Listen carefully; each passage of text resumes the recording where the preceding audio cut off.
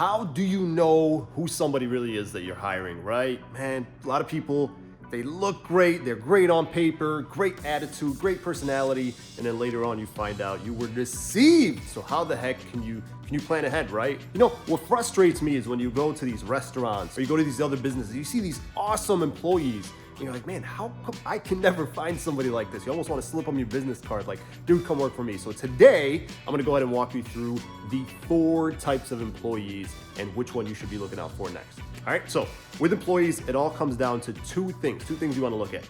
Their skill or their experience, and then their alignment with your values, with who you are, what's important to you in your business, right? We all have different values. We all have different things that are important to us. If you guys are interested in learning more about core values, leave a comment, I'll drop it to you, but core values are very, very important. So let's talk about the different types of employees. Number 1 is A players. A players. A players, what everybody wants. They're the dream, they're the unicorn, right? They have all the skills, they've done what you're hiring for before. Great attitude, great personality, almost overqualified, right? Almost like a unicorn, right? So an example of this would be like a landscaper, like a really skilled landscaper that you hire to deliver bounce houses, right? Dude, they're perfect. They're used to being out in the field. They're used to driving a truck and a trailer, right? They're fast, they're hardworking, they know what it's like, they're used to working summers. They're perfect, right? Those are A players, right? Let me tell you why you should avoid them, because they will leave you at the drop of a hat. They're not reliable because they're so skilled, because they're so high in demand. They'll typically leave you for a better opportunity, as they should, right? Better pay, better benefits, or maybe they'll start their own thing, right? So I've had this before where I hired, they seem perfect, but then soon after they start, they realize quick that like they're far past what you're offering, right? So that's why I avoid A players. Like, they're great, but I'm like, listen, you're overqualified for this. So I don't go with those. Now, the second kind is AB players. AB players, right? AB players, they don't have the skill or experience, but they do have the values. Like, they have a great attitude. They align with you. You can kind of see yourself spending a lot of time with them. You enjoy their presence, but they just don't have the experience.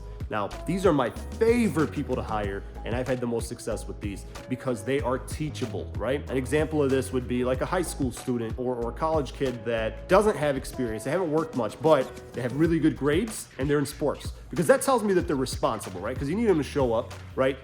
Maybe they didn't have a job before, this is their first job, but if your grades are good, then that tells me that you kind of have a sense of responsibility. If you participate in sports, you probably have some accountability, right? Like you know that you have to be somewhere at a certain time. You're not going to sleep in, right? Sports typically have a lot of commitment. So those people are typically very motivated, very excited, and just grateful that you give them an opportunity. They tend to be very loyal. So I really like the AB players. Again, they don't have the experience, they don't have the skill. They might need some time to train, but once you train them, they stick around for a long time and they do very well.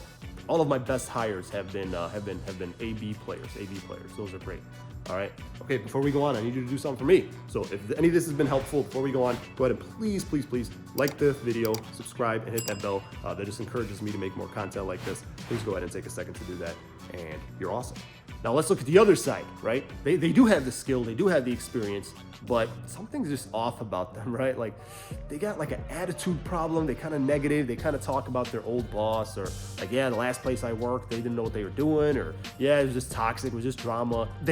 But they have experience, right? Let's say like you hire somebody who's, I don't know, they've done delivery jobs before, or they're like a furniture delivery driver, and they're like, yeah, my old boss just didn't pay me enough. They were always giving the jobs to somebody else. Just something is like, man, like, this guy's perfect, but just something's off. So how do you know if they're a BC player? So we talked about A players, right? Talked about AB players, and then now on the other side we got BC players. Okay, BC players, they have the skill, but they don't have values, right? Like, they just something is off. They're probably not gonna get along with the people you work with.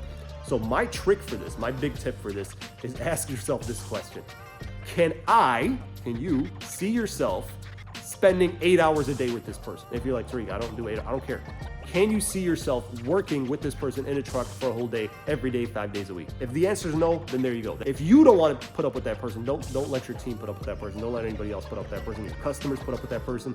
Because if you're like, this guy's great, but I just don't know that I'll get along with them, then that's probably a good indication that they're just not a good fit for your company. Now, all this to say, somewhere else, they'll probably do great, right? There's somewhere else that align with their values and they'll do fine, but your place is just not the place for them. And then last but not least, the C players. Oh man, the C players. players. These are the tough ones. So these people, they don't have the experience, they have no skill in what you're hiring, and they don't align with your values. They're just the wrong people.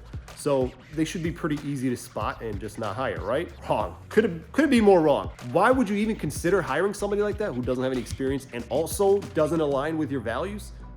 Because they're really good BSers. They're really good at BS. They're typically very charismatic. They have just like, they can talk the talk all day, and they will have you believing that like you can't run your business without them. Like they'll talk up themselves and what they can do so much, and you're like, man, why didn't I think of that? Wow, you could really do that? Oh, great, man, I need this person. But if you pay attention, they won't talk about how they're gonna do it. They'll just talk about what they're gonna do. A great line of these people, like, oh, I know so many of these people. I have, I've been in the industry a while, or, I have some pull, or, oh man, I have so many great ideas for this. Oh man, we're gonna do, I'm so excited. But they don't value like data. They're not organized. They can't show you any like example. It's tough because the hardest part about C players is it's very easy to confuse them for A/B players or even A players. It's very, very easy to confuse them because they come off as having experience and they come off as having a great attitude. It's not easy to tell. These people, if you fall for it, you really, really have to take precautions because first of all, they're gonna drive out your top talent, right? The best people in your business, they're gonna drive them out because their only loyalty really, or they really only wanna impress you. And they are dedicated. They'll work long hours. They wanna prove to you that they're doing what they could do, but typically they overpromise and underdeliver. Around other team members, they're really not, they don't know what they're doing. They're not organized, they don't value data, they just kind of pull stuff from thin air. Everything's last minute. By the time you realize who they really are, they've like sank their roots into so many different parts of your business that it's gonna be very, very hard to fire them. It's gonna be very painful. I've been through this and it sucks, but you have to do it, right? They're literally like a cancer to your business, but you don't even realize it. You just keep feeding it. What I've learned the hard way, and what I've learned so you don't have to learn this, how do you identify these people early on? Two things. Number one, core values. I cannot stress this enough. Again, if you wanna learn more about core values, let me know in the comments. I'll send you that video. Core values are what makes your business your business. What makes you you? What makes the best people the best people? There's a strategy, there's a formula for identifying who should work at your business and who just needs to go. And it's very black and white. It's really, really great. Man, it's changed everything about my business. It took a lot of work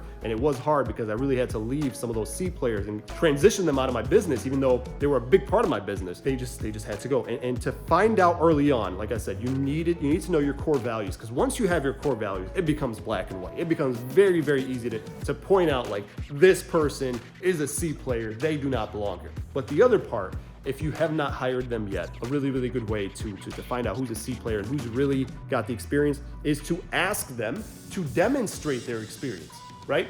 Show me. Don't just tell me all the things you could do. Let's see, right? So I had an office person who came in, perfect, great. She was interviewed really, really well. I was like, okay, you know what? We're gonna switch spots. You're gonna come sit here. I sat her in front of an inflatable office and in front of a spreadsheet. I'm like, this is your first day on a job, let's pretend. And I need you to do X, Y, Z. I'm gonna walk, let's see. Because she's like, oh, I'm a fast learner. I that. You're a fast learner, okay, So I'm like, okay. I literally wrote down instructions on how to create an order in an inflatable office. And I put it on a sticky note. I'm like, okay, here's your instructions, here's the playbook. Go ahead and create an order. And it was super simple. Click this, do this. She struggled. Dude, she could barely use a mouse and keyboard. She was typing like this. I was like, whoa, man, dodged the bullet with that one. Did the same thing with a couple other applicants. 5 stars. They were like, boom, boom, boom, boom. I was like, okay, now create a spreadsheet. Let's say we need to shop for a dolly, or we need to buy this or that, or we need to, find a service to do X, Y, Z. Go ahead and find me 3 companies and let's compare prices and pros and cons. Boom, they made a spreadsheet, blah, blah, blah. They were really, really good. And I was able to see firsthand they can do what I need them to do. In the sense of a delivery driver, send them out on the job. And actually, this is where it's tough because of insurance and stuff. But, you want to see, are they somebody that stands around, or when they see you doing something, they come and help? Because that's a big pet peeve of mine, when people stand around. Oh man, I don't care if you don't know what to do. Act useful. Come close to me, try to assist. Right? Use some common sense. When you do those things, you can see if somebody has common sense or not, if they're lazy, if they're not. So that would be my recommendation there. Now, if you want to learn more business tips like this, I got a whole playlist about whether it's people, whether it's starting a business, running a business, getting it organized. Go ahead and check out the playlist above. But if you're more interested in marketing and how to market your business and drive sales and drive revenue, go ahead and check out that video, and I'll see you on the next one.